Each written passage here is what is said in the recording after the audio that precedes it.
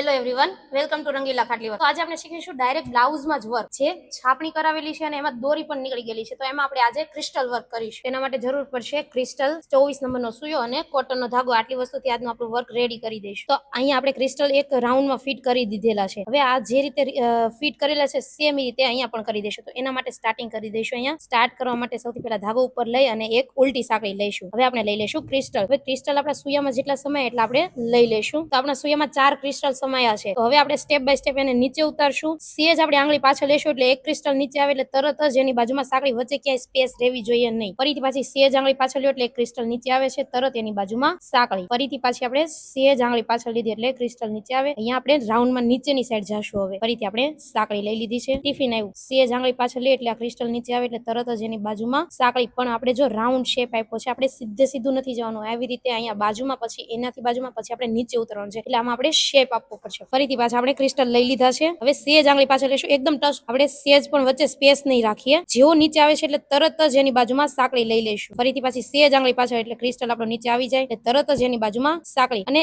Exact સેન્ટરમાં રાખવાનું છે, નહીં ઉપરની સાઈડ કે નહીં નીચેની સાઈડ. એક્ઝેક્ટ આપણે સેન્ટર રાખીશું. ફરીથી અહીંયાથી સ્ટાર્ટ કર્યું એટલે અહીંયા રાઉન્ડ નીચે આપ્યો છે. હવે પાછું આપણે ઉપરની સાઈડ જવાનું છે. તો જે સાઈડ આપણે જવું છે એ સાઈડ સુયાનો પોઈન્ટ નીચે જાય, નીચેથી રાઉન્ડ ટર્ન કરવાનો. એની પોઝિશનમાં સુયો બહાર આવે, સેજ બહાર આવે એટલે ટર્ન. પાછો આ સાઈડ જે સાઈડ આપણે વર્ક કરતા જવું છે ત્યાં ક્રિસ્ટલ નીચે ઉતાર્યો. હવે અહીંયા પોઈન્ટ પડે છે. હવે અહીંયા પોઈન્ટ પડ્યો પછી અહીંયા ક્રિસ્ટલ લઈને નીચે નથી આવવાનું. એક પ્લેન સાંકળી લઈને એમનું નીચે આવી જવાનું છે. પહેલા એક સાંકળી લઈને આપણે નીચે આવી જવાનું છે. ત્યાંથી ક્રિસ્ટલ નહીં આવે. નીચે આવી ગયા પછી પાછો ફરીથી આપણે ક્રિસ્ટલ એક નીચે આવવા દઈશું. તરત જ એની બાજુમાં સાંકળી એટલે આપણો શેપ પરફેક્ટ આવશે. ફરીથી પાછી એક ક્રિસ્ટલ નીચે ઉતારી અને સાંકળી. કે ફરીથી પાછા ક્રિસ્ટલ એક એક નીચે ઉતારતો જવાનું. જે સાઈડ આપણો શેપ જાય છે ને એ સાઈડ આપણો સુયાનો પોઈન્ટ જવો જોઈએ નીચે. ફરીથી પાછો અહીંયા ઉપરની સાઈડ જવાનું છે આપણે. તો એક્ઝેક્ટ સેન્ટર લેવાનું છે અને સાંકળી લેતું જવાનું છે. ક્રિસ્ટલ એક એક નીચે ઉતારતા જશું અને સાંકળી લેતા જશું. ફરીથી પાછા આપણે ક્રિસ્ટલ ભરી લઈશું. હવે આપણે પાછા ઉપરની સાઈડ જવાનું છે. તો ઈ સાઈડ આપણો સુયાનો પોઈન્ટ જશે. ફરીથી પાછું આ સાઈડ. હવે અહીંયા આપણે એક ક્રિસ્ટલ લઈ લઈશું એટલે આપણો અહીંયા રાઉન્ડ આખો કમ્પ્લીટ થઈ જશે. અને અહીંયા આપણે પાછા એન્ડ નોટ લગાવી દઈશું. આવી રીતે આપણે એન્ડ નોટ લઈ લઈશું. આ થઈ ગયું આપણું એક રાઉન્ડ કમ્પ્લીટ.